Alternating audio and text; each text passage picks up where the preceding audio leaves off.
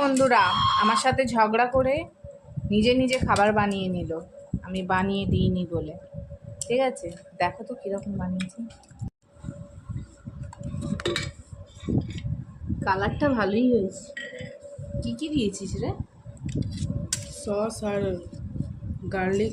বাচ্চাদের কিছু বলাই যাবে না, কিছু বললেই নিজে নিজে রান্নাঘরে চলে গেল আর বানিয়ে নিয়ে চলে এলো, গপ গপ করে খেয়েও নিচ্ছে। এক চামচ যে দিই মাকে টেস্ট করতে, তাও দেয় না।